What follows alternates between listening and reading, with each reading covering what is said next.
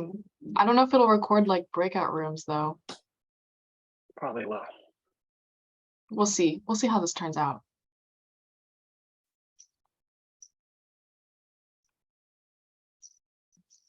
Okay, cool. That's like half of you guys. Wow, people keep joining. I thought Lamb would have more people.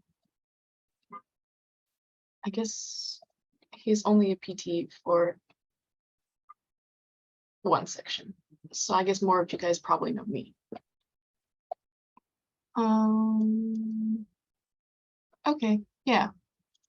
Does anyone have any like initial questions, like if you've been working on the practice problems or whatever?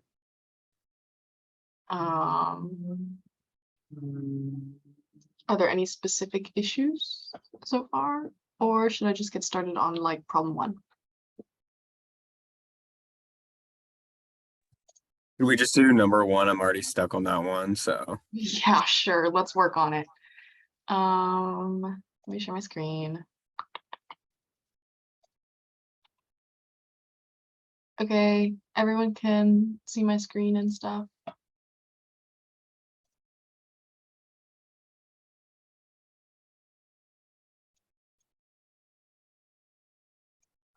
I'm gonna say everyone can see my screen. Okay, cool. So problem one is the first half of this, these practice problems are the auto-graded style problems.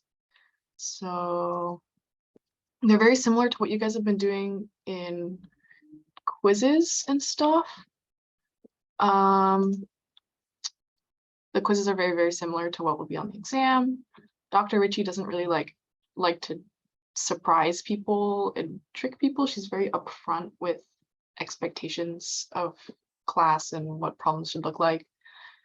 So problem one is we got a equals 5 right here, and we got b equals string b, and then we got c equals true. So this is an integer, this is a string, and this is a Boolean. And print the answer is, and then there will be a space. If a is not equal to 10, print a, and then print capital A and then a space. And that's the case. So a is equal to 5, so a is not equal to 10. So it'll go through this. We don't even need to look at these. These won't be looked at because it's an elif else thing. So we got the answer is ... Let me write this down.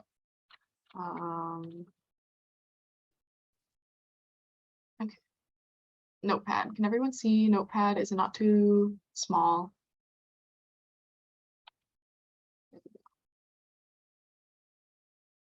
Problem one.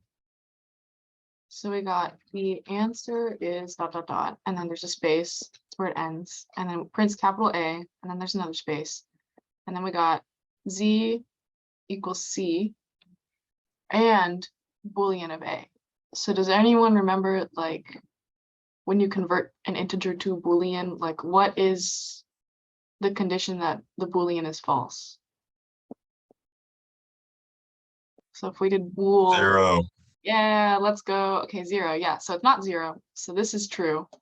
And this is also true. So Z is true overall. So now it'll print true, like letter for letter, like TRUE, and then another space. And then we got D is equal to A to the third power plus 25 modulo of 3 minus 12 integer division 5. So what do we got? We got 5 times 5 times 5, that's 125, plus 25 modulo of 3, that should be 1. So 126, and then minus 2, so 124. So then print D would be 124. So that would be the answer to 1, this whole line right here. The answer is ... A true 124. Did that make sense to everyone? Or do we need to go back or something?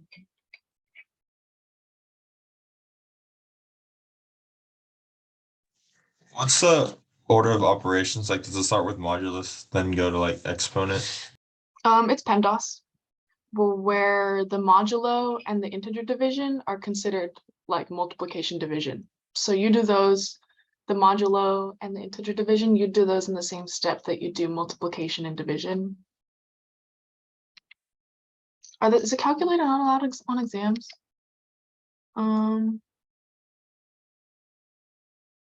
Oh, interesting. I guess they're not. Yes, I can go over that part again. So I can't answer why a calculator is not allowed on an exam. I think theoretically she expects you to have a certain level of like math skills so that you should be able to answer these questions pretty easily. Can you go over the z equals c? So z equals c is like, it's not exactly equal to c. We've got z. The way you can look at this is, let me just pull up my IDE. No, that's someone's assignment. I can't show that. Z equals, and then in imaginary parentheses, we got C and bool A, right? So we need to evaluate this Boolean expression to figure out what the true value of Z will be. So we know C is equal to true, so we got true here, and then bool 5. And when you convert an integer to a Boolean, if this is any number that's not 0, it's always going to be true. If this was 0, for instance, then it would be false, and true and false is a false statement. And so Z would equal false if that was the case, but it's not. That's not the case. It should be true and true, and that's when Z completely evaluates to true, and that's when we got Z equals true. Does that help, Beckett? Okay, cool. Next question. N equals 1, so N is an integer equal to 1, and then P equals capital A, it's a string. While N is less than 10, we got P plus equals P, and N plus equals 3, and then we print N, and then a space, and then P. So what is this going to output? So let's kind of imagine what we're going through the loop. So we got N equals 1, then P equals A. And then while N is less than 10, it's less than 10. So we iterate through that. And so then N plus equals 3. So now N is equal to 4. And P is equal to AA. And then we got N equal to, what's 4 plus 3, 7. And then we got P is equal to AA, because it's double, right? It's not just adding a single A every time, it's adding whatever P was the thing before. So there's 2 P's, so now there's 4.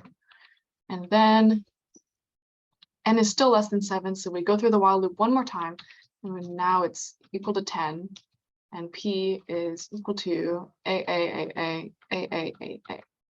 And now N is equal to 10, which is not less than 10, so we break out of the while loop, and now we can do the little print.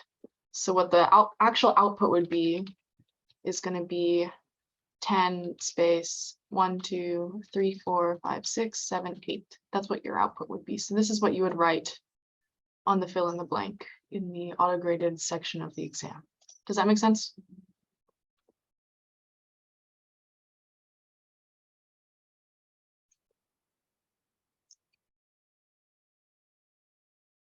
Okay, cool.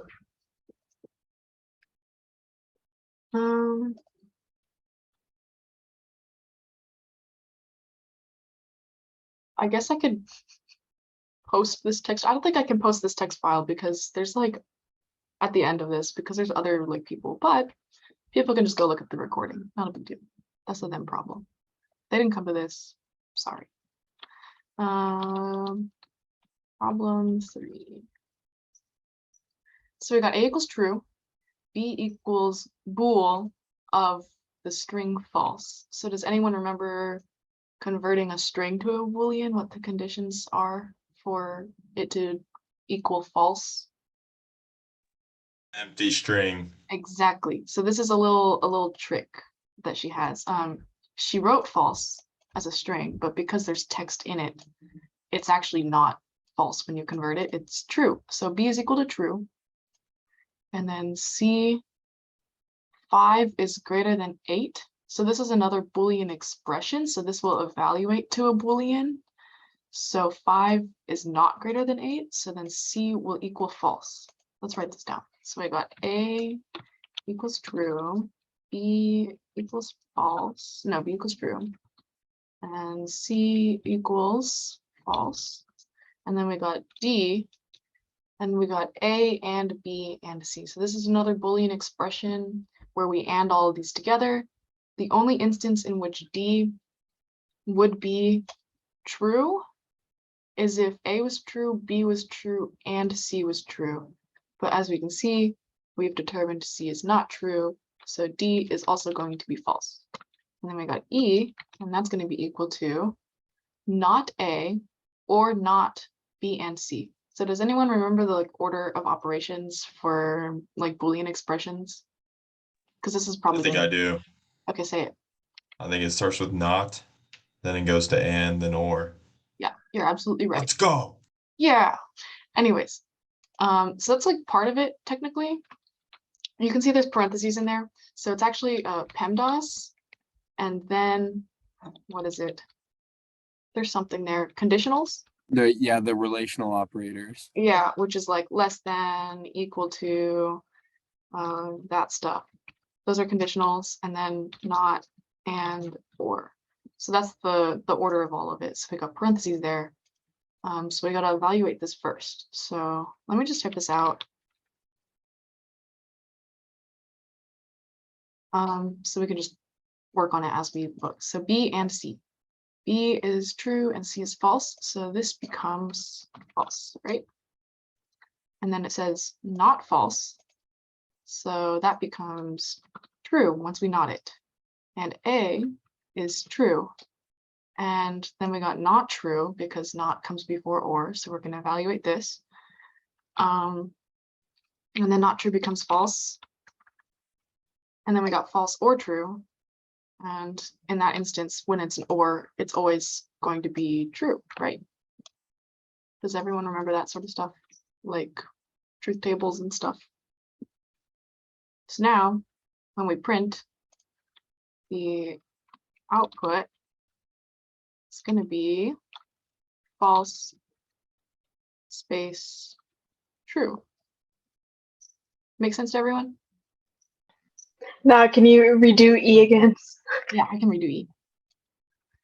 Not A or not B and C. So let me just. What we want to look at first is the parentheses because PEMDAS, right? So we got not, or I guess let's fill in the variables that we know. So we have A, B, or C there. So let's fill in not true or not true and false. No, the comma in the output is just like a string formatter thing. So close your eyes real quick. Okay.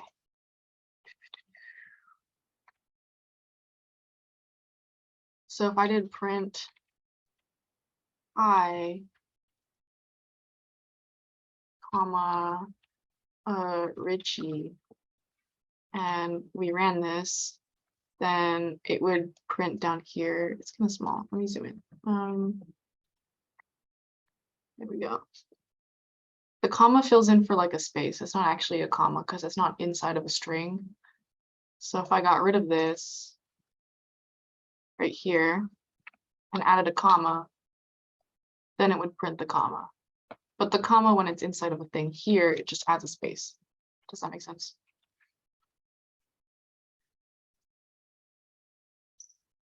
Okay. Back to E. We got not true or not false and true. So based on this little order of operations that we have, PEMDAS comes first, so that's parentheses. So let's look inside the parentheses. And we got true and false. And for an and condition to be true, both sides of the statement need to be true. And they're not. So then it's false. So we got false here. And then we look at the knots. So let's evaluate both knots one at a time. Not true would be false, or, and then not false would be true, right? So then overall, because it's an or, and then because it's an or, the final statement would be true. And that's because if either side of the or is true at all, or if both sides are true, then it'll always evaluate to true, right? Because you could do this or this. So I don't know, you got options. I don't know. In my opinion, Python is kind of like English. So just read through it like an English sentence and it might make more sense. Does that make sense? Are you good? Dieter ding. False and false would be false. Yes. I'm good. Thank you. Okay, cool. You guys want to look at number 4? Let's do number 4. I don't like this.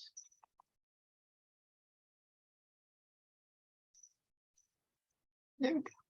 This is nice.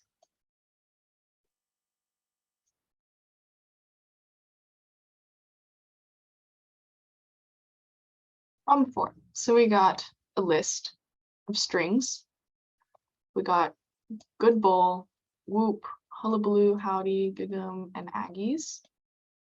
And we got numbers 3, 5, 4, 1, and 2.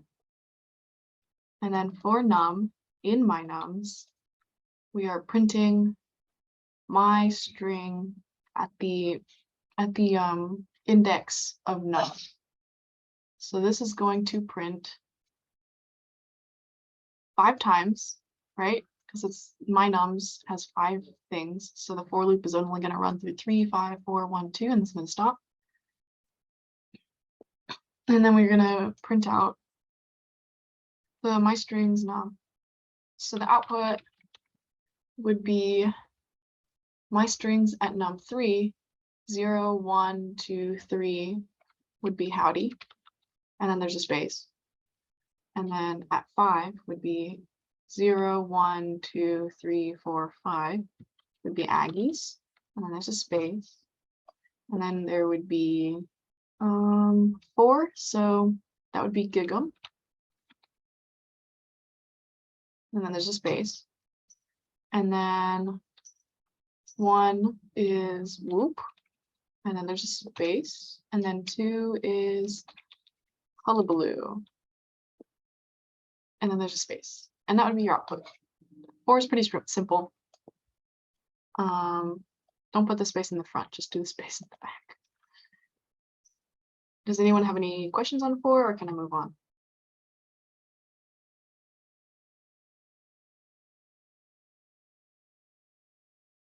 Okay, cool. Yeah, 4 is very straightforward. A lot of the problems, because the multiple choice would be, is there another one like it? There isn't really another one that's like too similar to 4.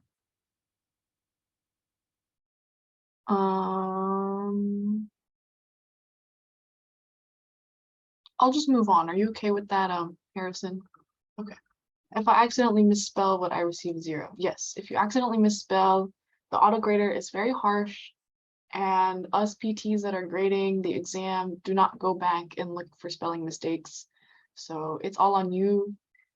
Personally, if you're worried about misspelling, just copy paste from wait, maybe don't copy paste from Canvas, because that could be formatting issues, because sometimes the font is like really weird, especially with auto grading. Just type it correctly. Yeah, I think Canvas doesn't take off for white space. I think. I'm not 100% sure though. Canvas auto grading is kind of weird.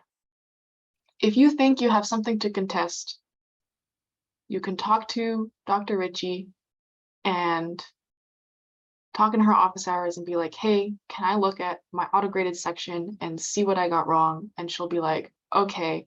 And if you think that something is Canvas's fault, you tell her, and then she might give you points back. Because she's pretty reasonable. And dictionaries are not on the exam. So she said in class that some of these practice problems aren't very good because they use dictionaries, and you don't have to worry about dictionaries. So I'm going to skip the problems with dictionaries. I mean, maybe it might be good just to cover the dictionaries one.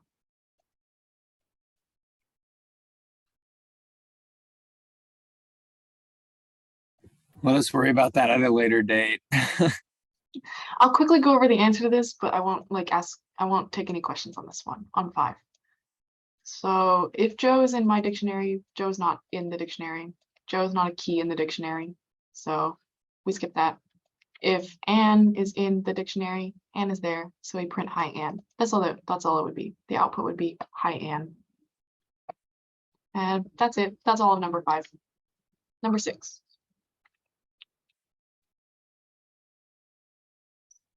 Also historically, be careful when doing the auto-graded section because that's where kids usually lose most points.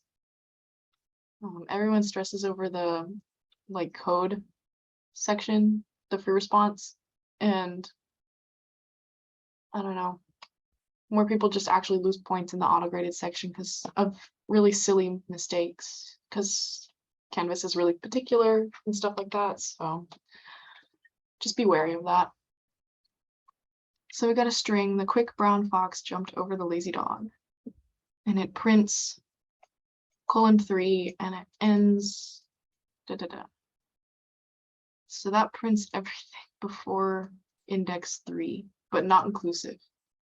So what this will print is it'll print index 0, index 1, and index 2, but not index 3. And 3 is the space. 3 is not Q.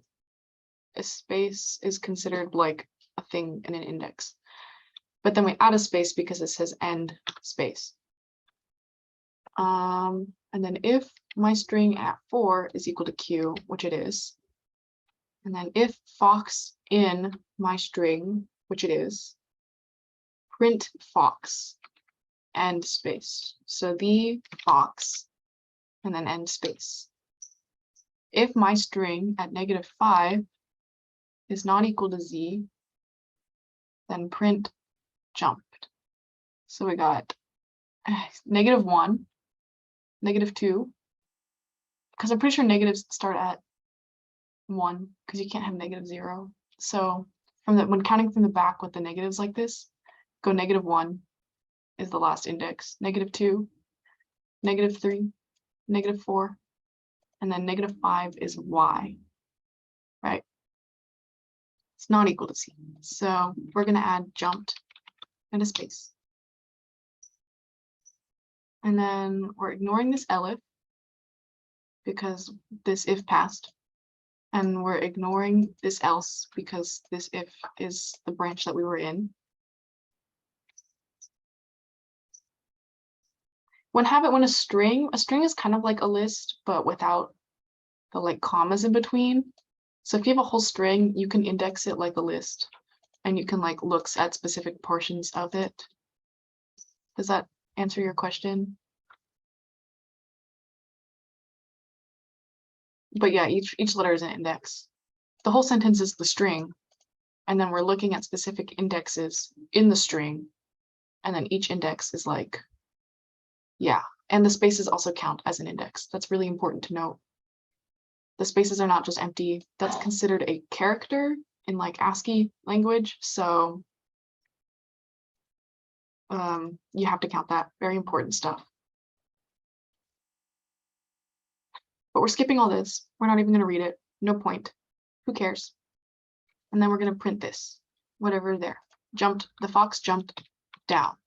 And that's going to be a new line, technically. But I don't think Canvas will count it. Like if you have a new line, Canvas won't care. But that's what the output would be for number 6. It looks big and complicated, but if you actually work through it, you'll see the only like lines that you actually care about are this one this one, this one, this one, this one, and this one. You know, that's like 5 lines that you actually care about. And it's really easy to like not read through the other ones too, because once you enter the branch, you don't have to read through the other stuff in the branch, you know, or in the other branches. So pretty easy stuff. Now we got problem 7. I wish there were more of these because I like doing these. I really don't want to do the like writing the code stuff because I haven't looked at those. I can go over the one at the beginning. Beginning of that one, like the beginning of the thing, or number 5 or 4. Beginning of 6. Okay, yeah. This little print statement. Okay, yeah. So we got print my string :3. Do you remember like string splicing or list splicing? Yes. Okay, yeah, this is kind of what I mean by like strings are like lists. So you can slice strings just like lists. So when we have, let me just copy this.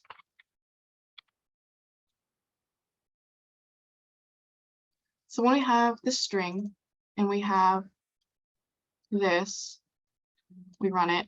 See, it prints THE, and it ends with a space.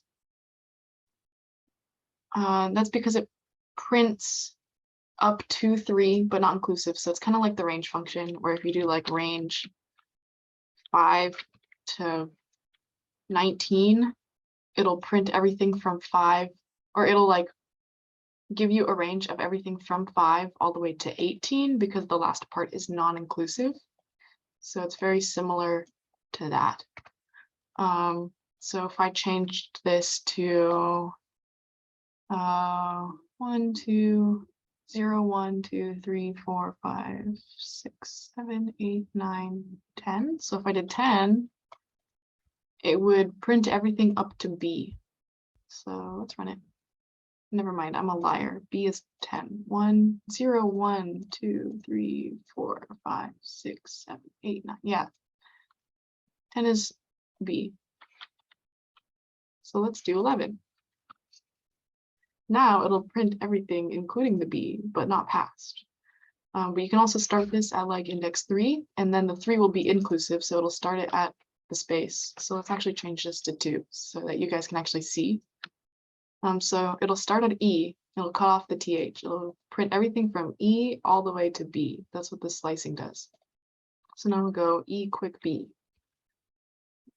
And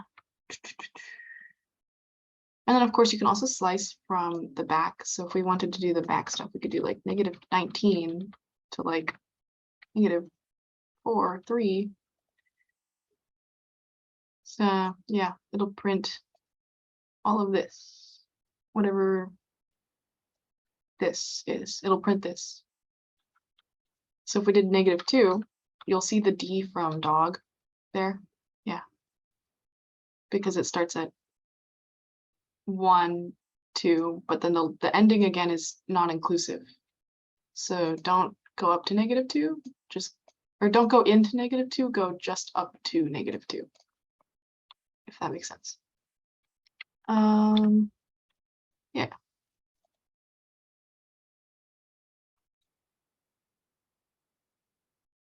Did that answer your question, Harrison? Yes, the beginning of like slicing stuff is always inclusive, but the end is exclusive.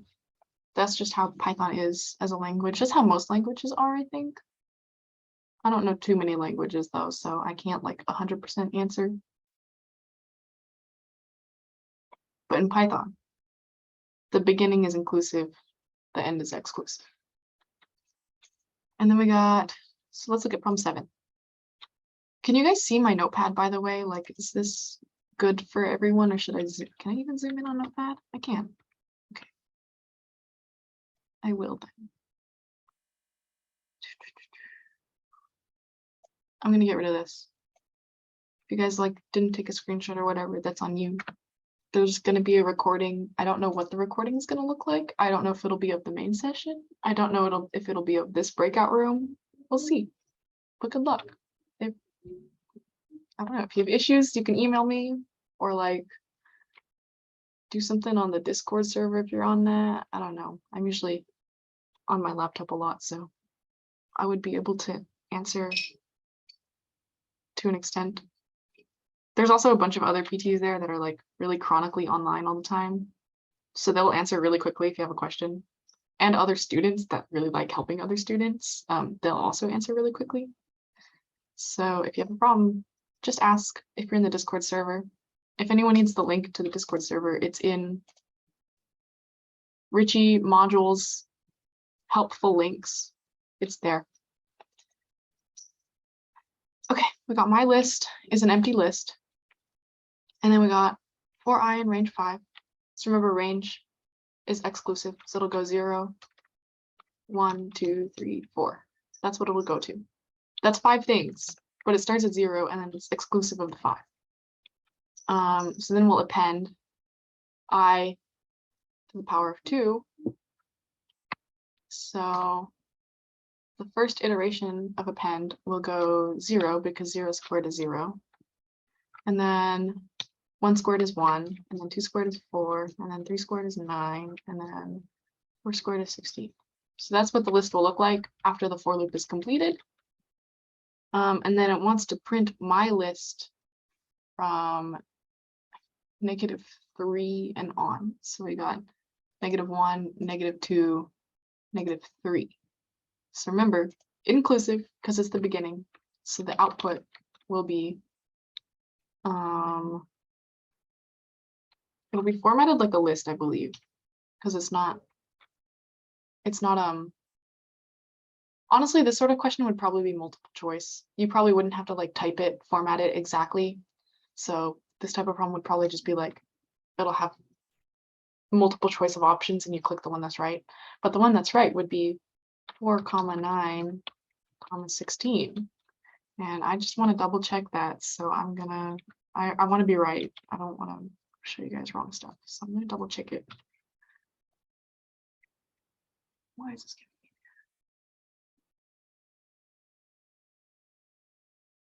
So let's run this. Yeah, 4, 6, 4, 9, 16. Cool. So that one was right. My output was right. I would do well in this exam. I think I can even take it as a TA listed in the Canvas course. Maybe I'll do that. My string is number 8. Let's look at number 8. My string equals, howdy, welcome to Texas A&M Engineering. Print my string 5 plus my string at 6 plus my string from 18 and on. And then the B is a backspace, I think. Students. So I'm going to run this and check it after I work it out though. So we got my string to 5. So we got 0, 1, 2, 3, and 4. And then 6. So this exclamation point is index 5. And so now we want to print index 6. So that's just a space. Remember, the pluses, when doing that, that means there's no space in the print statement. If we did a comma here, then there would be a space. But the pluses mean there's no space. So if a comma was there, then it would be space, space, because it would be comma, my string at 6. And both of those are spaces. But we're not doing that. We're just doing one space. And then my string at index 18 all the way until the end. So we got 0, 1, 2, 3, 4, 5, 6, 7, 8, 9, 10, 11, 12, 13, 14, 15, 16, 17, 18. So 18 is what we want. It's inclusive, so we're going all the way to the end. Howdy, Texas A&M Engineering. Right, and then we got plus this thing. I don't know if you remember, but that means it's a backspace. So we're actually going back one. And then space students, exclamation mark. So this is what the output would look like. It would be howdy Texas A&M engineering students. Kind of cute. She likes to do cute things like that for the freshmen. It's pretty cute. So if we run that, that's what it would look like. Howdy Texas A&M engineering students with an exclamation point.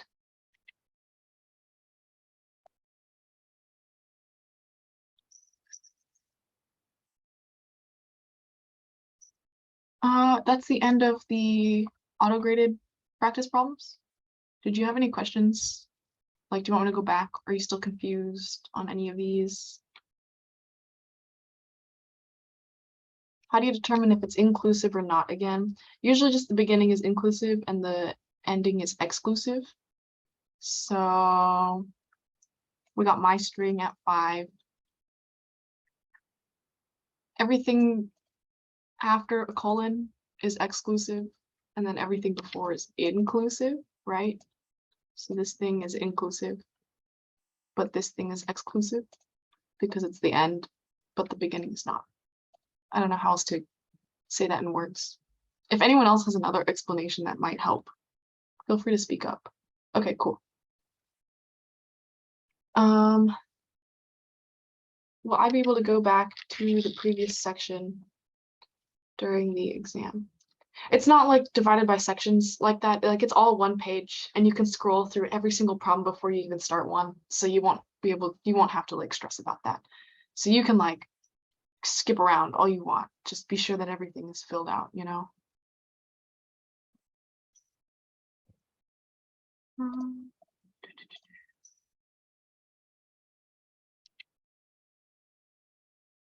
Could you go over how spaces work on the last problem again? Like if they used commas instead of plus. Okay, so we got pluses here, which means there's no spaces between my string :5 and my string index 6.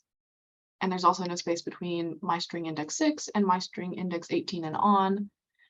If we had commas, it would be howdy. If we had commas instead of pluses, so let me rewrite this problem.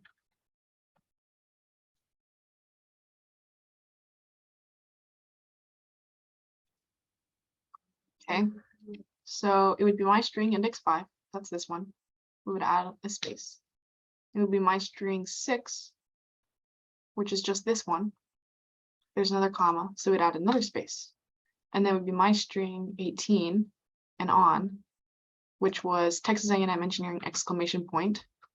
Then we would add a space, but then there's this backspace, so then we would go backspace. So then this is what the output would look like if we had commas instead of, or if we had commas instead of pluses.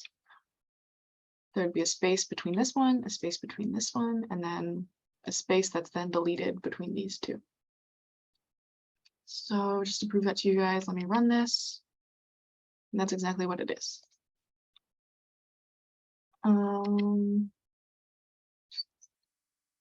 Should we move on? I don't want to move on. I really don't like doing these because I feel like I'm going to mess up writing my code in front of you guys.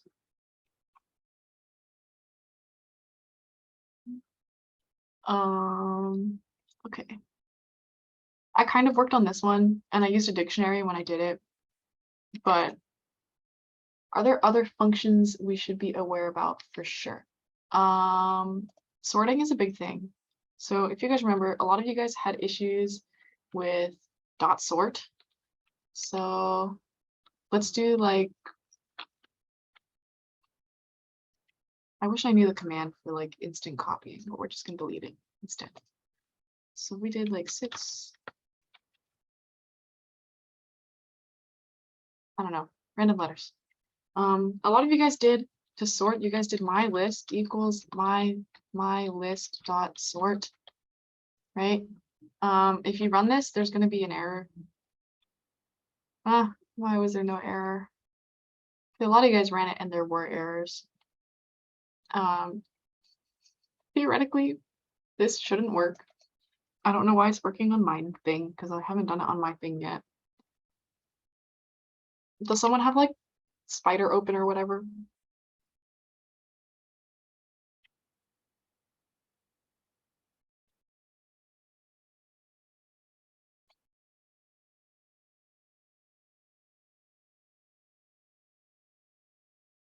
Okay, I guess that means no one has Spider open. Yeah, you've done something like that and it doesn't work. Yeah, it doesn't work for a lot of people. I think it's because I'm using VS Code and I have a Python extension that lets it work. Anyways, don't do this on the exam. Don't do this because when you do dot sort, that returns, it doesn't return anything. So if you guys do this on Spider and you do, or if we did like A, and then we wanted to print A, I think it won't work this way now. Or like do anything to A. It does theoretically run, it works, but what it does is it makes the object none. It becomes like, it doesn't have a type. So it's not an integer, it's not a string, it's not a Boolean, it's not a list, it becomes none, it becomes nothing. And that's because dot sort doesn't return any sort of, it doesn't return anything. It's a function that doesn't return anything. I don't know how to explain this, but usually when you run a function, it returns something. And if it returns something, you can assign it to a variable. Because this returns nothing, the variable becomes nothing, becomes none. So, but if we look, we print my list, it's sorted. And that's because the dot sort function applies directly to the thing, to the object that it's like attached to. So we don't even need this. We don't need this at all. If we just do my list dot sort, then it will sort. And a lot of kids made that mistake for like Capricars and stuff like that. There were a lot of mistakes with that. The items in the list are still integers, yes. It'll sort whatever is in there. So we can make these strings. And it won't sort how you expect.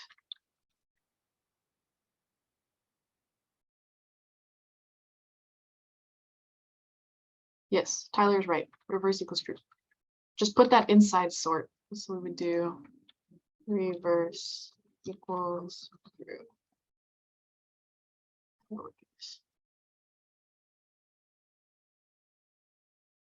Yeah, it'll sort in whatever variable type that you have though. So if you have integers, it'll like keep them all integers. If you have strings, it'll keep them all strings. So see, now it has this where they're all strings, but it's reversed, by the way. So we got 6, 6, 6, 5, 4, 4, 3, 3, 2, 1. So when you sort by a string, it only looks at the first digit, places all the first digits together, then it looks at the second digit, and then puts that in front of the others. So that's why 4, 3, 2 is before 4. I don't have any other examples in my thing, but yeah.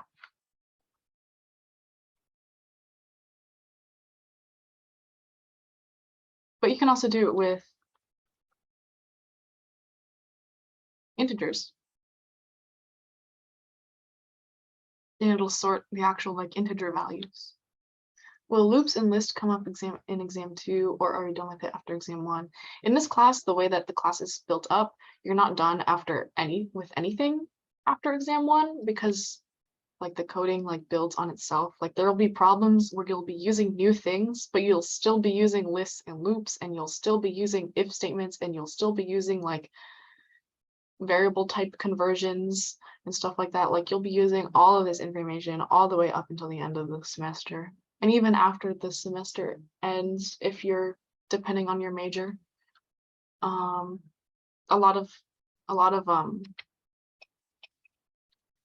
the majors actually have further CS courses to take, but usually they're not like CS courses. They're like things like, they're called like numerical analysis, or like, I don't know, like computer, whatever. Like they'll just say something like that. Like, I don't know, let me pull it up. like Tamu Chen degree plans. If you wanted to do like chemical engineering, could you go over how to convert to and from different variable types? I've been struggling on that when working through the coding problems on this review. On the review, there haven't been any like conversion. I guess maybe here in these code writing ones, there are conversions. I haven't looked at any of these though, except the first one. But converting is easier than you think. So if we have x equals input, enter number.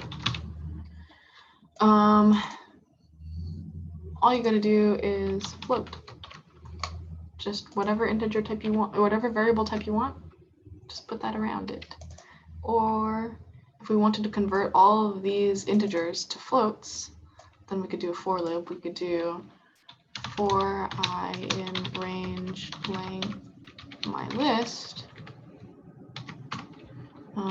My list and I is equal to float my list at I.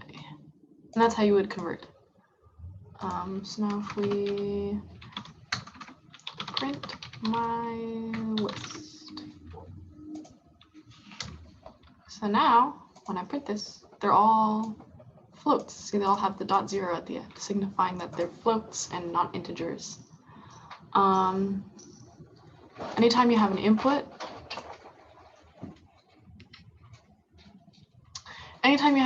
the automatic variable type is a string. So if we printed x, not if we print x, I think we can do print type as a function. If we print the type of x, and I entered not convert string to float. Line 13. I'm not converting it.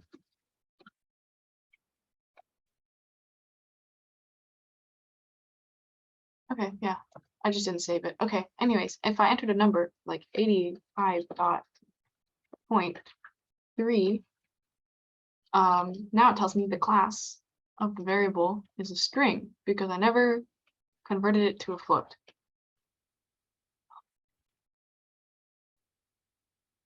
But now if I convert it to a float,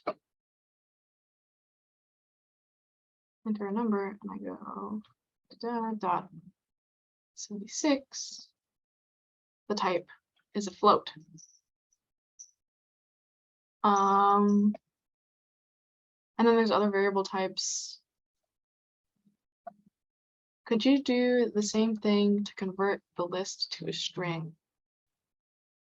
Or like in the for loop, or could I just do string of my list? Like, what are you, is that what you're saying? Or are you saying string here? Yeah, you can do the exact same thing. So back. Now if we print it, they're all strings. Funny thing though, if you turn my list into a string like this, I don't think it would work as, it would be different. Let's see. Line 13. Yeah, why is it doing this?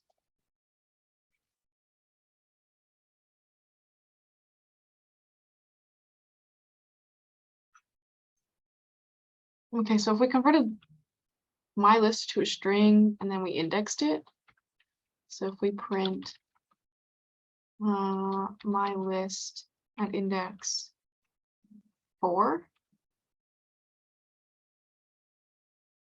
it would be 34.0. Okay, never mind. Ignore that. I don't know what I'm trying to say with that because I don't know list interactions too well. I think that's about all I can really cover. If you have an input and you want it to be an integer, you have to convert it to a float first and then an integer. Because the step from a string to an integer is difficult. So anytime you convert a string to an integer, you have to go to a float first, because otherwise you could introduce a lot of problems in your code that you don't intend to introduce. It could work sometimes, but it also could not work other times. So it's just safer to always convert it to a float and then into an integer.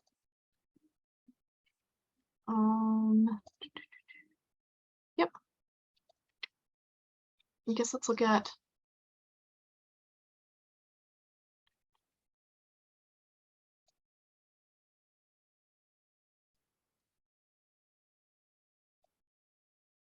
I don't want to do number one.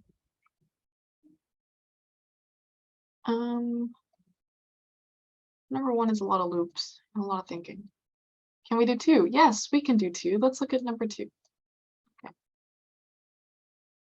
Write a Python program to play a simplified version of the game Hangman. Have user one input a secret word with a minimum length of 6. Then, take as input from user two 1 letter at a time until they guess the letter not contained in the secret word. At the end of the program, then as input from user two, take from user two 1 letter at a time until they guess a letter not contained in the secret word. At the end of the program, print out the number of guesses in the secret word. Guess the letter N, guess another letter A, guess another letter E. You took 3 guesses. Okay, cool. So let's do secret word equals input, enter a word with 6 or more letters. What is the best way to work through coding problems to get the most partial points? Let me show you. I'll demonstrate that right now. So say I have no idea how I'm going to approach this problem. I know that there needs to be an input from user one for the secret word. So let's do input secret word 1, right? We're gonna do that. Now I can see it all. So I don't really know where to go from here.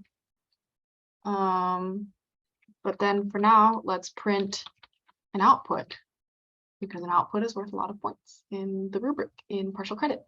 So we'll go so we see the example output. So we want to like word for word type that out. The secret word is, and then we know we have a variable for secret words. So we can go secret word.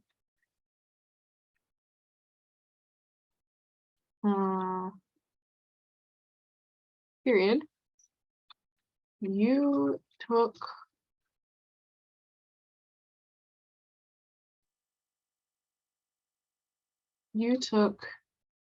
X guesses. So writing this input with nice text, and then writing an output with nice text and also like nicely formatted. Even if you don't ever define this X variable, it's pretty clear from what you wrote that you're talking about the number of guesses. This would probably give you like 20 to 30% of points for whatever the problem was worth. So if this particular problem is worth like 10 points, this would give you like 3 points of those 10, which is like a lot when you're adding stuff up. I know it doesn't sound like a lot, but it is a lot. Like when I've graded like past exams, if someone has like, so the multiple choice is usually like, or the auto graded section is like 60 points total. So if someone has like a 20, not a 20, that's kind of dramatic, like a 40, like that's pretty low, because then the max grade at that point could be an 80. If they do stuff like this for every single one of those problems, then eventually, like, you know, they could get to passing with this sort of technique. I wouldn't recommend going to every problem and doing this. I would recommend just working out every problem to the best of your ability. But if you're running out on time, read the problem, see what it's asking, try a little something, something. Also, this is clearly, so let's see. I don't really know what else I want to do with this. So we got take as input one letter at a time until they guess a letter. So from this until they guess a letter, I can tell that we need a loop and we need a while loop. So we could do while true. So it'll always loop. We can do while true. And then we know we need a variable for guesses. So we can go x equals 0. Because there's 0 guesses right now. Then we could do guess equals input guess letter. You don't need to do fancy stuff like this. So Richie in this example output has guess a letter, and that would be like the first thing. And then in the while loop there would be like guess another letter, guess another letter, guess another letter. You don't have to be fancy like her, but we just have input guess letter, and then we can have if guess in secret word. So we're checking if the guess is in the secret word. And if it is, then x plus e continue. Else break. So that's just what we're going to do. And then we're going to do x plus equals 1 for the number of guesses. So this is honestly pretty simple.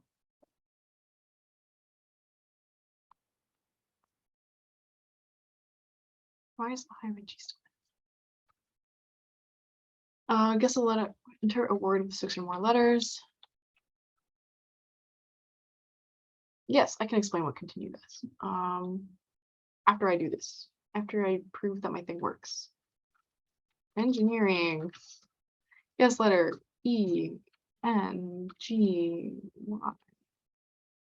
Okay. Can only concatenate string, not int. Yeah, so I just need to go str. Issues like this, where like, see, I printed in my IDE and it gave me an error. You can only concatenate string, not int. This sort of stuff we wouldn't take points off for because that's considered a syntax error. And that is something that we would consider you would get correct if you had access to an IDE. So don't stress too much about syntax because we will, like, as PTs, will like account for that as grading. Dr. Ritchie says to be very forgiving with syntax errors because we are aware that you don't have access to an IDE, and we know you would have found this mistake if you did have an IDE, and we know you don't. So don't stress about it.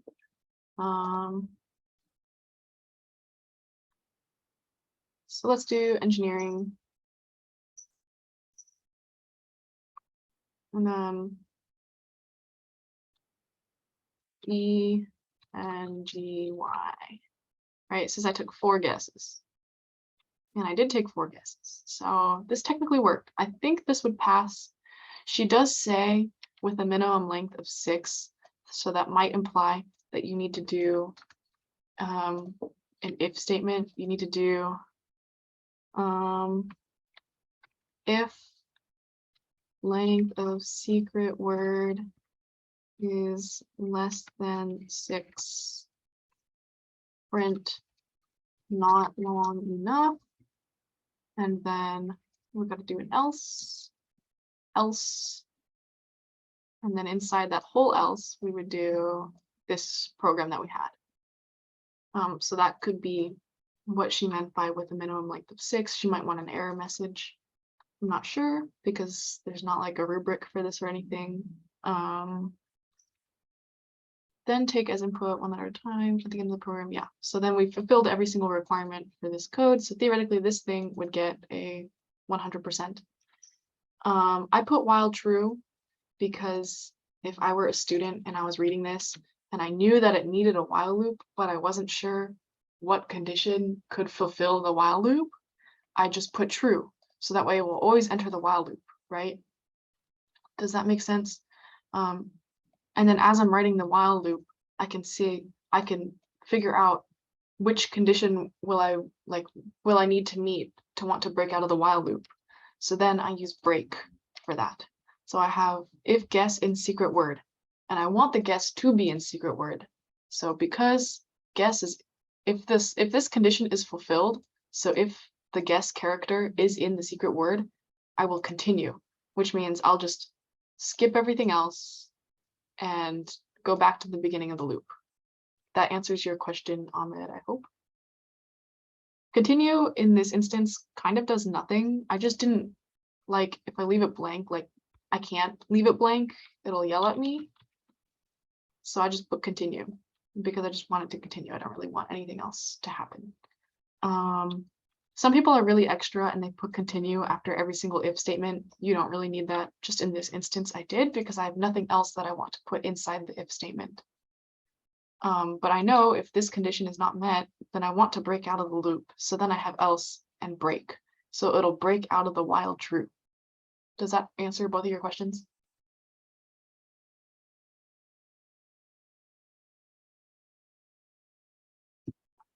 Good stuff. I really highly recommend while true to students who don't really, if you're like trying to figure out this problem like as you're typing, and like, you know, Richie really likes like planning and stuff like that, which is why you guys have so many like planning documents for your assignments. But like in reality, if you're in an exam and stuff like that, like you don't have time to plan thoroughly. So just don't. I really think this while true is really useful for a lot of students in like when writing without a plan or whatever, because then you can just figure it out later, because you can always add a break statement and that will always break the while true. Yes, actually, this won't get a 100% because I needed a comment. When I was a student, I never did any comment. You could even just do, you don't need to comment a lot. Personally, I give credit for like the comment rubric thing. I give credit if I just see like, hi, I don't know if I see anything. Kids do some weird things. And usually that's worth like 1 point, like, of a problem. So if a problem was worth 15 points, that would be like 1 or 2 points, just a comment. If a problem was worth 10 points, that would probably be like a half point or a 1 full point. It's not worth a lot, but it does add up kind of. If you're really, really good at coding, you could probably still get an A without any single comment ever. Yeah, now this will get a 100%. The one I did before could not, but this should get a 100%. Does that answer people's question? I don't know how other PTs grade. I know at least for the sections I'm in, which is 520 and 521/421, the PTs are pretty chill and they'll just give credit if they see any comment. It could be anything and we'll probably give credit. Does the phrasing have to match exactly? No, it doesn't have to match exactly. We don't, like, our rubric is not like it printed, the student printed exactly what the example output was. No, but the example output is a really good thing to follow, because the rubric might be like, they printed what the secret word was and also printed the number of guesses, right? It wasn't just printed an output. It was like printed this specific thing and also printed this specific thing. So there could be credit for like any number of things. So my recommendation is to definitely print the output as the example is, because you never know what we're exactly grading.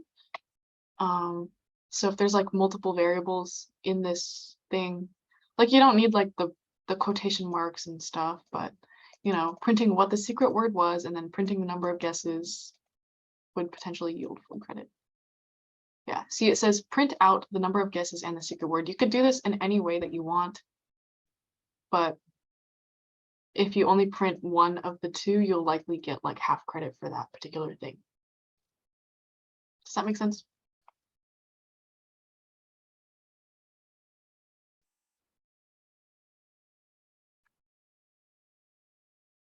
Okay, cool.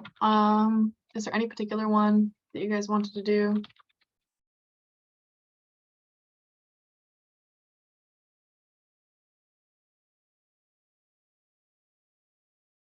We're not doing number 3. She said she doesn't like number 3.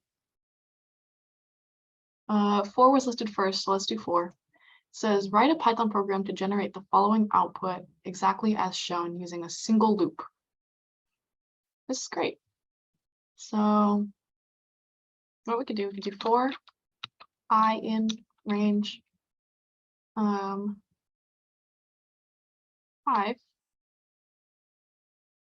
Where do you find those example problems you're looking for? They are in Canvas. Are you in Richie's section, GAN? It's exam info and practice problems. So we got exam instructions, then we got practice problems. Oh, she even has a sample rubric. So let me show you guys the sample rubric because this is, I can tell you how similar it will be to like what we have. She doesn't give it to us as nicely formatted as this. I can tell you that it's not as pretty. But yeah, like you can see at least one comment. It could literally be anything. Like as long as you have at least one, it can literally be anything. You'll get 1 point. That's 10% of the total grade. Correct print statement would be like for total count is 1 point. The correct print statement for the specific number is 1 point. So you can see the print statement is divided into 2 different things. So if you have both variables, you'll get full credit, but if you only put one, you'll get half. Initializing the variable is initialize and update variable to count how many numbers are found.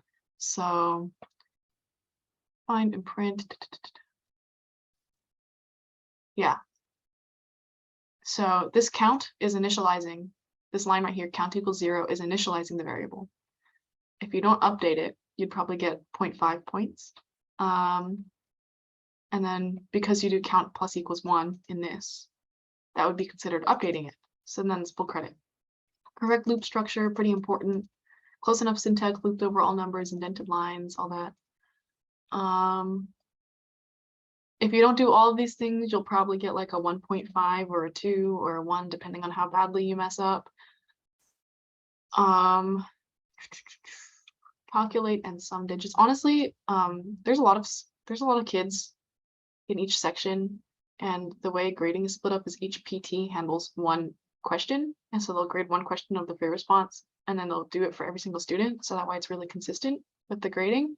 But if you think you find an error in your grading, or you want to like look at what you messed up on, you can talk to us in office hours or email us or something to find out which PT graded like the questions or whatever.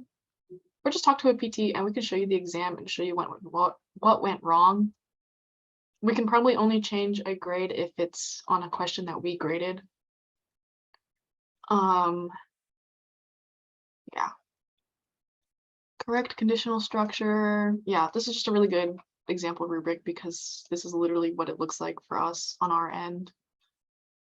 Not as nice, but like about the distribution, you know, she's pretty reasonable if you like calculate in sum digits, because it says if you read this, you know, you have to like calculate something and sum something. So if you try to calculate and sum something, you might get like 0.5, even if it's wrong. Yeah, let's do this one. So we got for I in range 5. I'm gonna leave that blank because I know that we need range 5.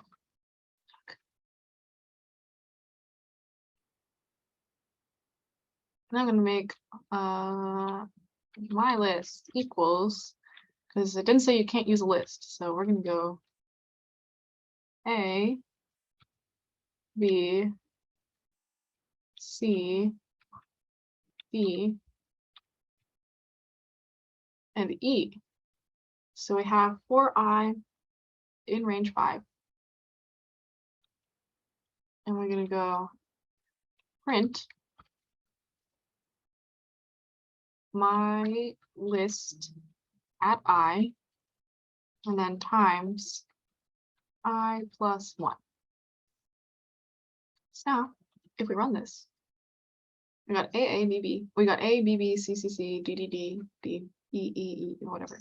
Yeah, you get the idea. But, you know, one little loop, 1 line, 3 lines total.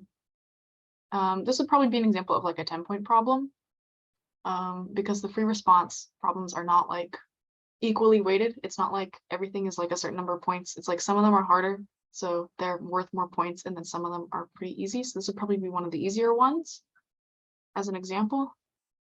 Usually the easier one is like the last one. It's like the very, very last problem. So I don't know. If you're trying to warm up your code writing, maybe go straight to the last one and then go to the first and second. In the challenge and participation sidebooks, we have to press enter after each print statement, even if it's the last one.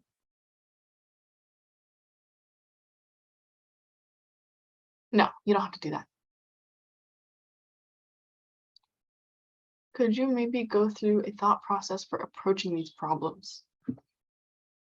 Okay, my thought process for writing 4. Wow, it's Twitch streamer era. Okay, write a Python program to generate the following output exactly as shown using a single loop. So my thought process was, okay, I see there's 1 thing here, there's 2 things here, there's 3 things here, there's 4 things here, there's 5 things here. So I know I could probably do I could probably do a range. I could do like a for loop of range 5. So that way it covers like 5 different lines. And then I know I can make a list of different characters. Right, of each character I need to print. So then I can iterate through that list, print that character, but then I also know with strings, you can like multiply them to get a different number of things. So if I multiplied howdy and then times like 15, it would print 15 howdies in a row, just like that. So I knew that, and I knew that this was like going up by 1 each time. So I figured a for loop with range 5 would work. But range 5 starts at 0 and goes up to 4. So when multiplying, I did I plus 1 instead of just I.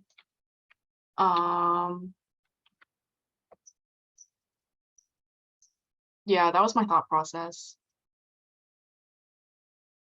Okay, that's valid. I don't know. I know it's just like sometimes I just see that like and I'm just like, oh, like I just don't know what to do. You know what I mean? Like I don't know where to start. Oh yeah, that's me with like a lot of things, but like one or two problems have become so easy to me at this point. So I don't know. Yeah, what you did made sense though. So Yeah, it's really just a lot of practice because I don't know, this is like my 5th semester as a PT. So like I see so many problems that kids have, and I also like see the types of problems that like they're given, and I know kind of how to solve them. What if the example output is reversed? So E. So we could do 5, 0, -1. And I think this should reverse it.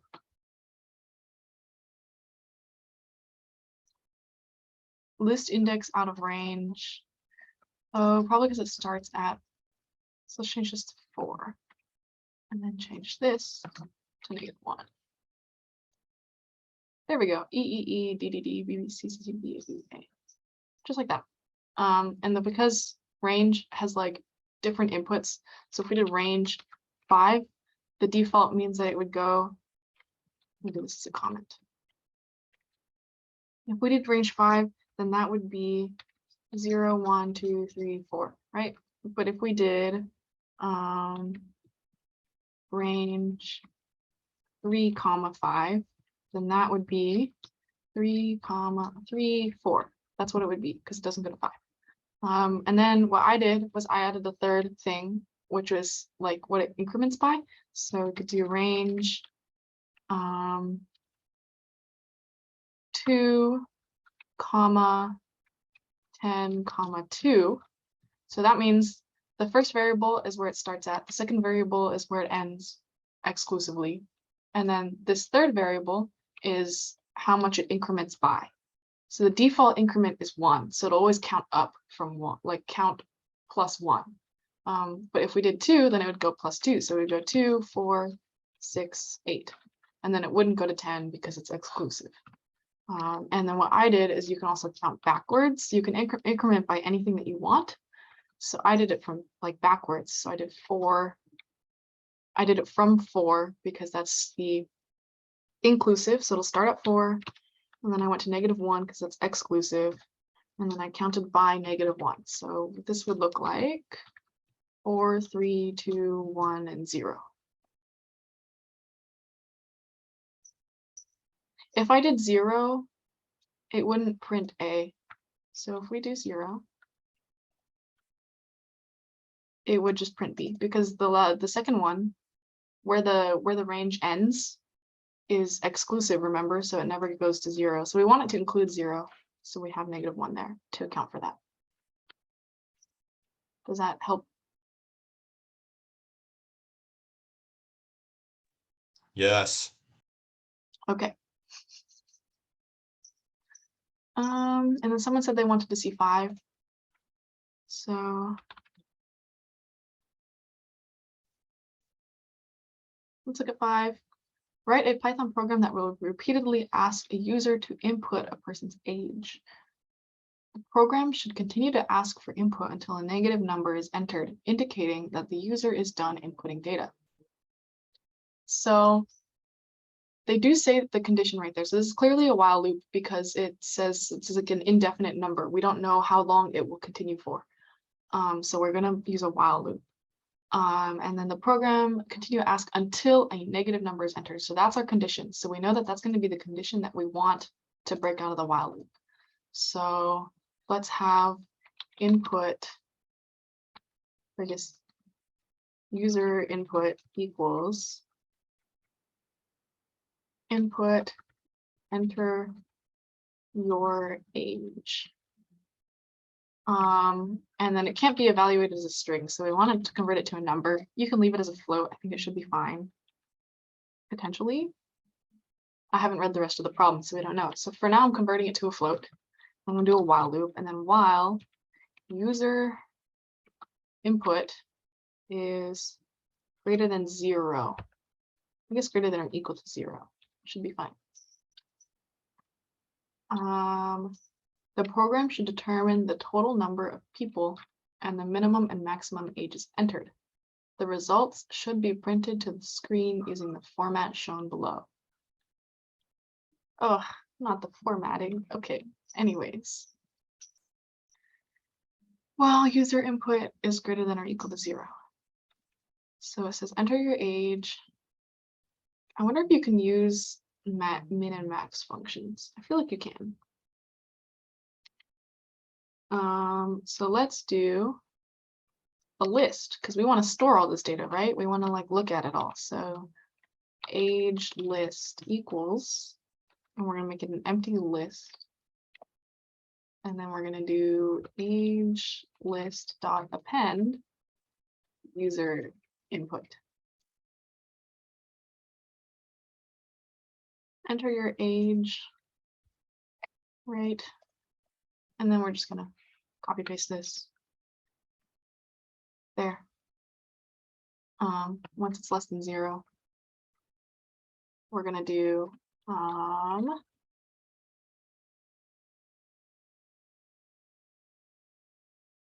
could you sort the list and print? You could sort the list and print the first and last values. That would be really, really smart. But you know what? I'm gonna move this to inside here because once the user inputs a negative number, we don't want that appended because if you sort and then print the first value, then that would print the negative number, which we don't want. I mean, you could account for that in other ways, but we want to do, we'll just do this, right? So then when the negative number is entered, it'll break out and it won't append it to the list.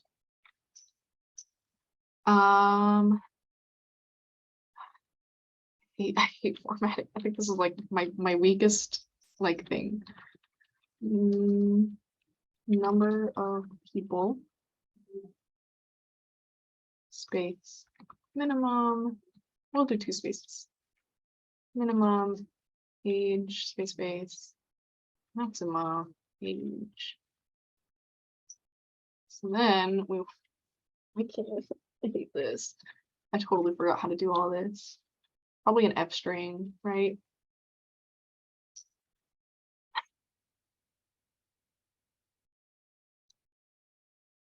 Age list. We want to do the length of the age list because that would be the number of people, right?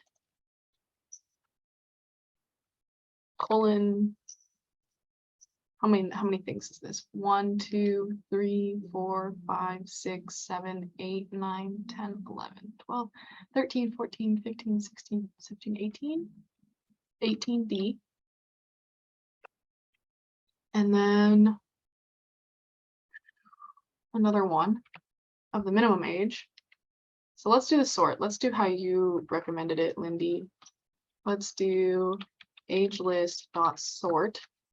And then 18D, the minimum age should be age list at 0, right? And then colon, how many is this? 1, 2, 3, 4, 5, 6, 7, 8, 9, 10, 11, 12, 13. 13D. And then the last one, the maximum age should be age list at length of age list -1. Because the length will get us how many there are, but then because we're indexing, we want -1. And then let's count. 1, 2, 3, 4, 5, 6, 7, 8, 9, 10, 11. 11D. I hope this works. Because I don't really do.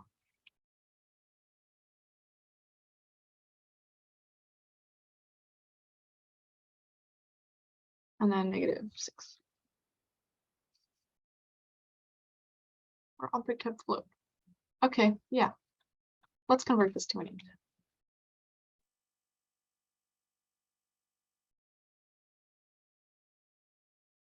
So D stands for digits. And I don't think float covers that. But I do think there could be this problem of this length on the exam. I think some problems on the exam could be longer than this because historically I've seen problems that are longer. I don't think this is that long of a problem for an exam. And the index, oh, that's not an index. Oh, wait, that's so smart. I could just do index -1. You're a genius, Ahmed. I was just doing the whole length -1 because that would be exactly the same thing, but just -1 is a lot smaller. So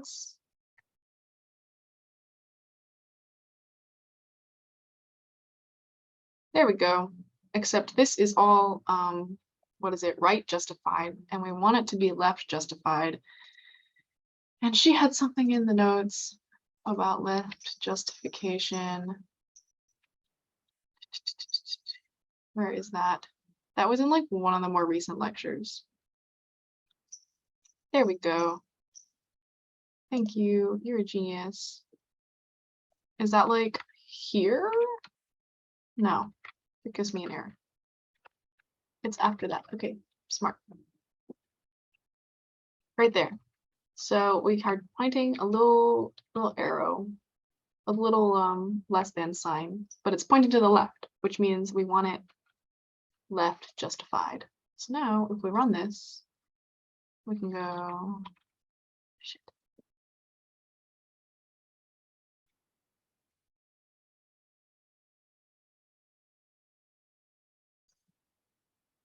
There we go, 7, 5, 65, and 5 is the minimum, and 65 is the max. So the values are correct. It's got 1, 2, 3, 4, 5, 6, 7 people in it because the negative doesn't count. And that's how you would solve that problem. There was my thought process. You need the D because this letter here signifies what like type, integer, what value type you're working with. So if you have coding experience, actually no, even if you don't have coding experience, whatever. You know how like variables have types and stuff, right? In Python, Python's a really special language. You don't need to declare what type a variable is before you print it or before you like do anything to it. So if I, for example, was working in, I don't know, i.cpp. If I was working in C++ and I had a variable, I would need to do I don't have the installations. I haven't worked in C++ on this computer yet. But you're supposed to do like int variable name equals, or you could just do int variable name. And that was initializing the variable. That's considered initializing it in C++. But you need to declare what type of variable you have before you even like work with it. So Python is really special in that you don't have to do that. But that's why when you format strings, you need to tell Python what type of variable to expect in this. What is the point breakdown for the exam between autograde and free response? 60-40. In the past, I don't know exactly what it is now. I'm not allowed to look at the exam, even though it's posted. So I don't know for sure if it's exactly the same. But the past 2 years, it's been 60 points autograde, 40 points free response. Which is why I don't neglect the autograde, because it's worth a lot of points. But also don't freak out if you finish the auto-graded portion and it tells you got like a 30. Like that's not awful. Like you could pass with that.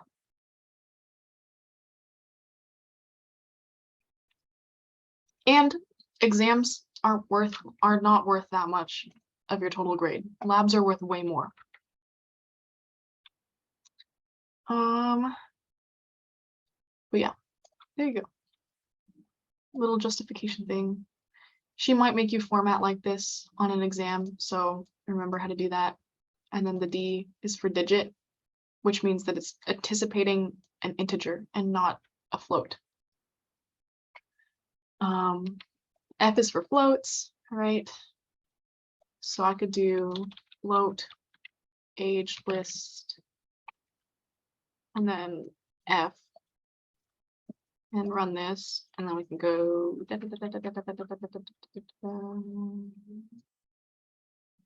it will go 5.000. I don't want to do that though. I don't like that. It's ugly. Do you guys want me to go over 6? I wonder how many people are still left. Wow, a lot of people left. There aren't that many people in breakout rooms anymore either. Wow, it's like half and half exactly. There are 14 people in my breakout room and 14 in Lamb's main session. That's so smart. Okay, I'll go over 6 and then I'm gonna call it a day because I'm hungry. New file practice 4. We got a schematic for converting phone letters to digits. Mapping is shown in the image below. Write a Python program that prompts the user to enter a 10-character phone number in this format. Your program should replace the last 7 alphabetic characters with their equivalent digits and display the entered phone number in this format. So if the user enters 800 Go FedEx, your program would convert the character to 800 96 . You may assume that the last 7 characters are alphabetic characters from A to Z. So we don't have to do any sort of like error message if it's not an alphabetic character. We can just assume that the user is always going to enter an alphabetic character with that line. So let's always do a user input equals input, enter a phone number in XXX dash XXXX format. So once the user does that, we know that we want to keep the first half equals user input from the beginning to index 3. So let's do 4, right? So now we have the 800 dash stored in this thing. And now we can work with user input equals user input 4 and on. So now we're splicing it. We're changing user input to only be this and on. So we want it to be those letters. And then this is kind of like a list thing or like a dictionary thing, I think, but I mean, you can use dictionaries in your fear response. We're not going to like take off points for using a dictionary instead of a list. I think on the actual exam, she would probably avoid a question like this because it can be done with a list, but it's easier done with a dictionary. So I guess I'll do it as a list since, but it's so much easier as a dictionary. What do you guys think? Should I do it with a list or a dictionary? What would you guys want? Can you use if statements and dot replace? I can use if statements and dot replace. That is a possibility. So I could do if. I'd still need the loop. So for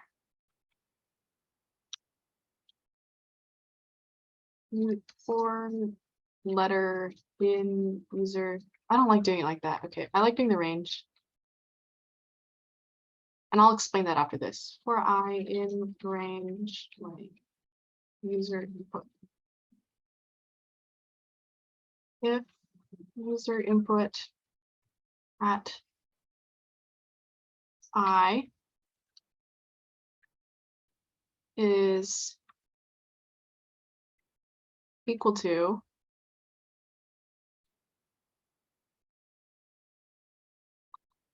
A. Oh my gosh, you need to do this for like all 27 letters though. A, Control C, Control E, B, C. If it's equal to that, does it have to be coded for case sensitivity? Theoretically, yes. I think if someone does the lowercase a's, b's, and c's, like if you don't account for the lowercase, we won't take off points for a problem like this usually. If you only account for like what the example is, like the example's in all caps, and if you only do all caps, like there's no issue with that, you know? It doesn't explicitly say that you need to account for case sensitivity. She's pretty reasonable. If it doesn't say it, you don't have to do it. You can just assume that because she's pretty reasonable with that stuff. User input at I mean, I don't like using dot replace, so I'm just gonna,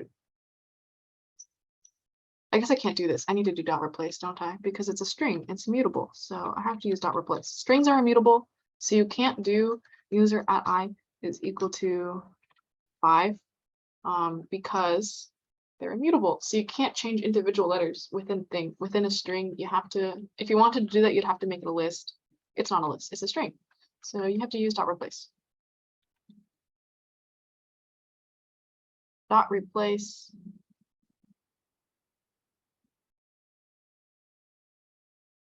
Oh my gosh. I hate dot replace.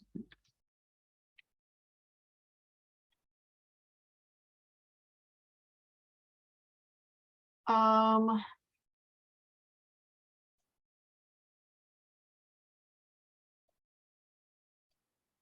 don't even think you need an if statement with dot replace.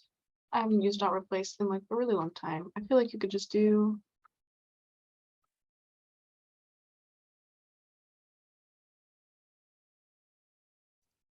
We're gonna look up dot replace.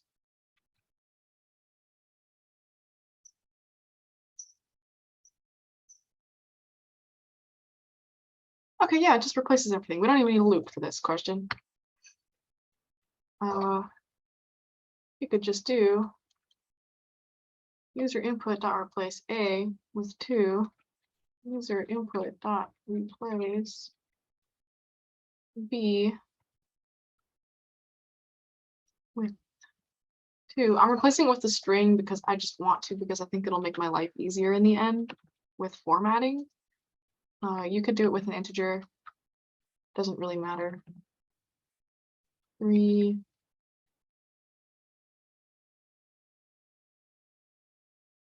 Just do 26 of those. Wow. Okay. D, E, F, H, I, G, J, K, O, M, N,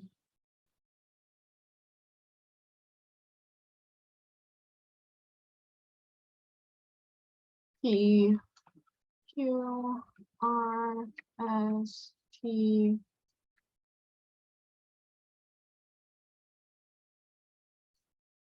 yeah, I got H in there. S, T, U, V. I feel like you could totally do this with a loop. I feel like I'm just being a fool. You could totally do this with a loop somehow. I feel like the goal is to get you to do it with a loop. Again, a dictionary would be the easiest way to do this. UV W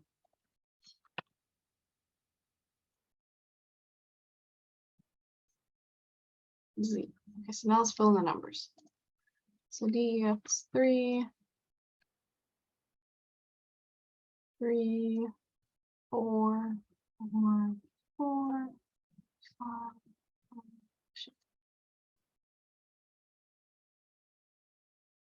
6, 6, 6, 7, 7, 7, 8, 8, 8, 9, 9. I have one too many. UV adds 8. Say the goal was to use a loop or dictionary, and that was on the rubric. What would happen if you solved it alternatively like this? The rubric would probably look something like, if this was 10 points, let's assume this is 10 point problem, or 15 points, because this is kind of a bigger problem. So 15 points, it'd be like 1 point user input, and then it would be, okay.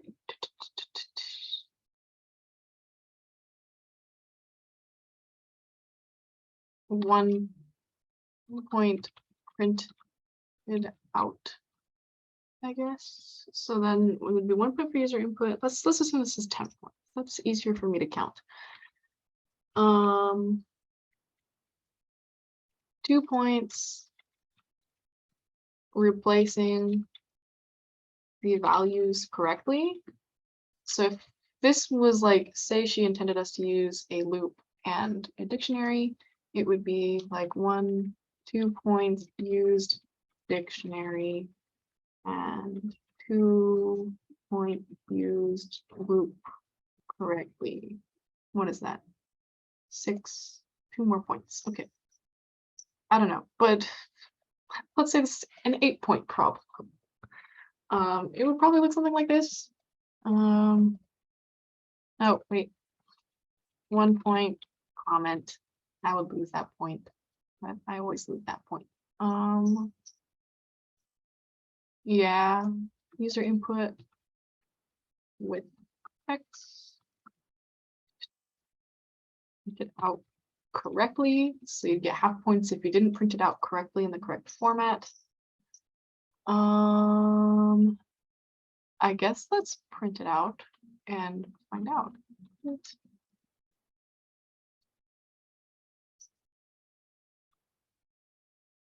First half plus user input.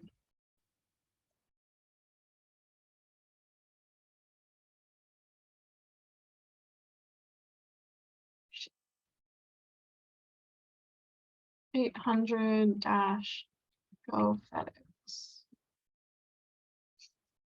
Didn't work. Replace doesn't work. Okay, I don't want to work on this. I'm not gonna lie. It just seems like such a pain without a dictionary. Could you show how this would solve with a loop or just like explain the steps. Okay. I would do a dictionary.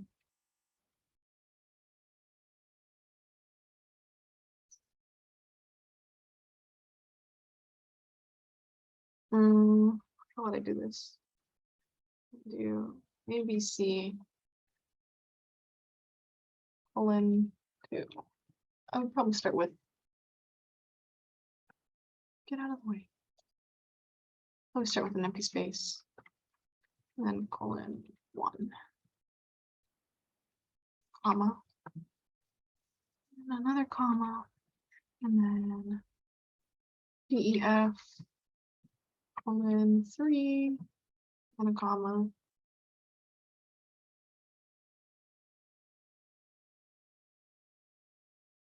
Yeah, of course. Good night. GHI. JKL. 3, 4, 5.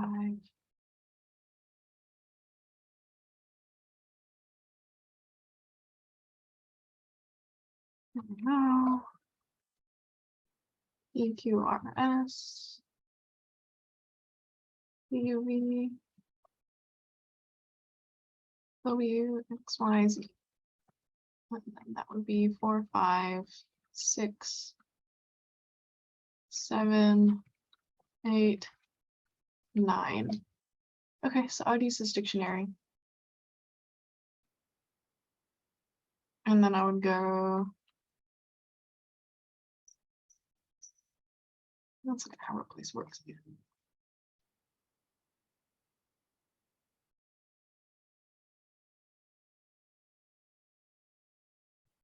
I would do second half. And then I would do new second half equals an empty string. Because we want to keep user input because it actually asks to print out the first user input, the initial. So we're just going to keep it there. So we're going to have this variable second half to iterate through. And then because strings are immutable, I don't want to use dot replace because I hate it. Then I'm gonna build a new string and that's what we're gonna print out. So we're gonna do new second half. That's what we'd print at the end. So we have this dictionary, then we would do for I in range length second half. And then I would go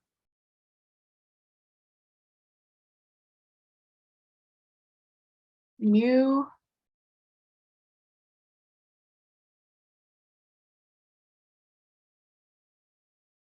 I'll go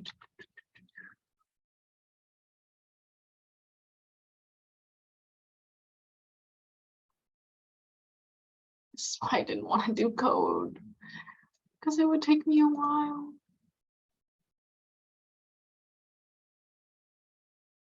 Because I have a rough idea of what I want to do, but I don't have like a super solid idea. And also this is a dictionary.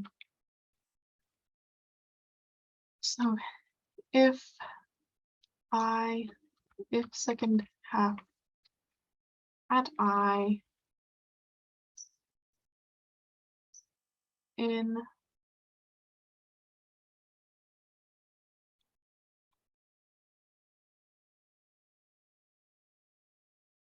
well, it should be in there.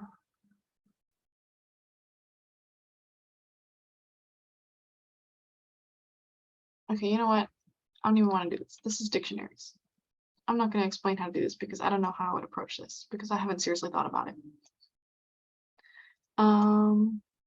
Instead, I'm going to talk about why I always do for I in range instead of whatever. So we got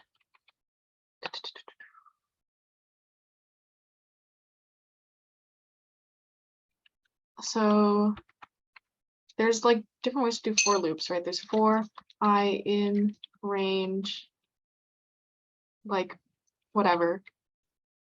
And then there's also for each in list, right? So there's these two ways of doing for loops. I always prefer this one. You should always do this one because if you're working with a list, so if we have a list,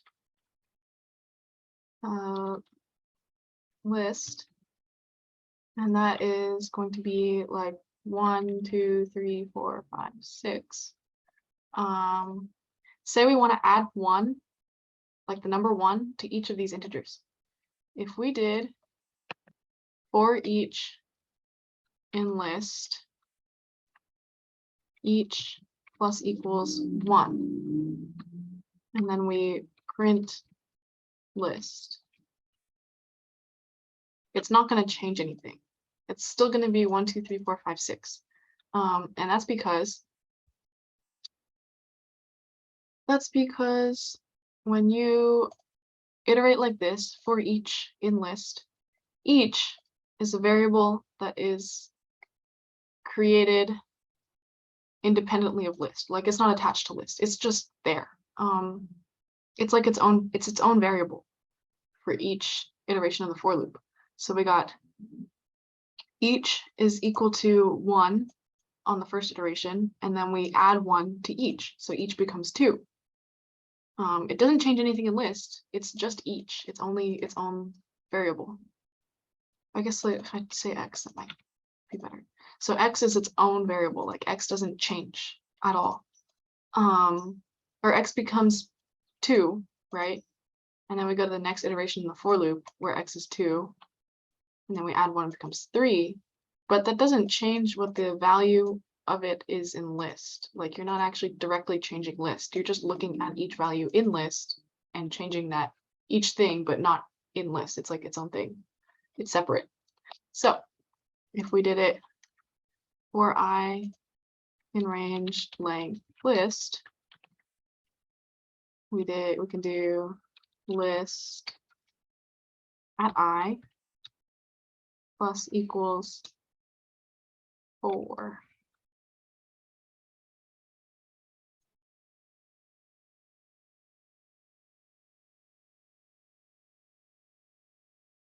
So if you iterate like this, for I in range length list, now we're directly accessing this particular index in list. So now it's actually going to change what's inside of list like that. That's just how Python works. That's just how for loops work. So that's why I always recommend using range instead of accessing something like this. Now, of course, if you just want to print something and not actually change anything, you can use this all you want. I've just found that sometimes confuses students because a lot of people have like no prior coding experience, and like, I don't know, some people's minds are like not built for coding, which is fine. That's understandable. Like not everyone is expected to think like a computer. That's why I always recommend this because it's just more helpful overall. Does anyone have any specific questions over, I don't know, like a past quiz or a homework? Or should I just leave?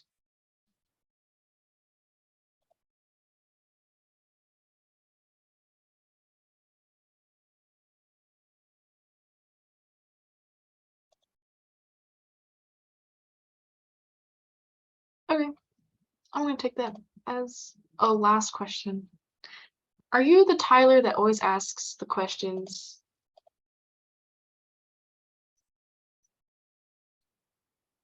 in like one of my sections? Maybe? Of course, I'm glad you thought it was helpful. Be sure to study a lot. If you want to do the Zybooks questions, because the like challenge and practice problems, some of the practice problems are like, what will the output be? And that would be really similar to like potential auto-graded exam questions. And then also the challenge ones are like, find the error or whatever. Like if you find the typo, like that was a past quiz question that you guys had. If you find the syntax error, you could use that. That's also something that you could expect to see on the exam because that's been there historically.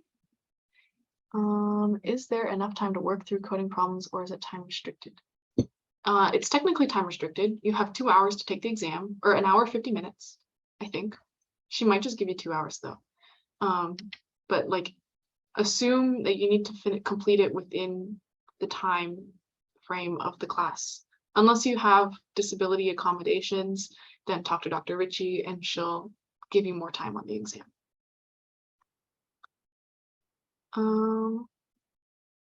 Tyler, you had one last question?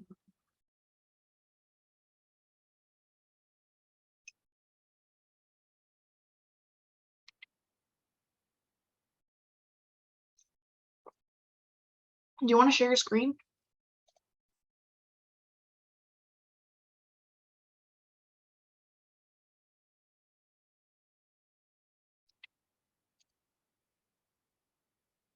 Okay, so you have, please enter a phone number. 2, 3, if number in 2.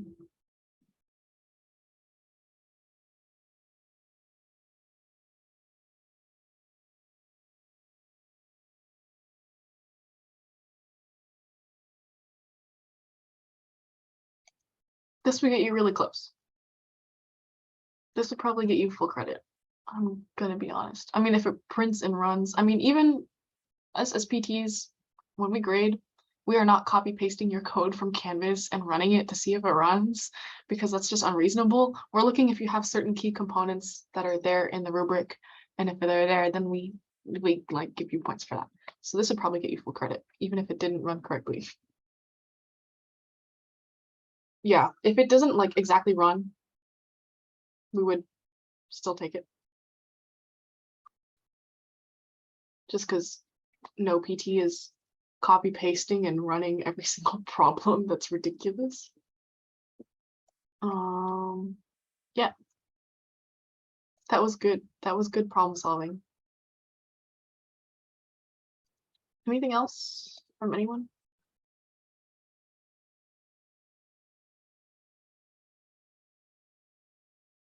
Okay, bye guys.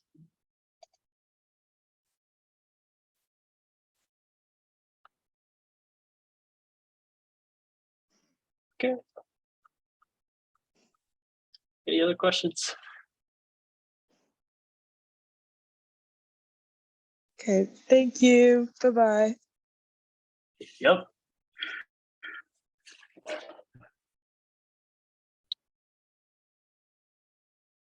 How did it go, Eric?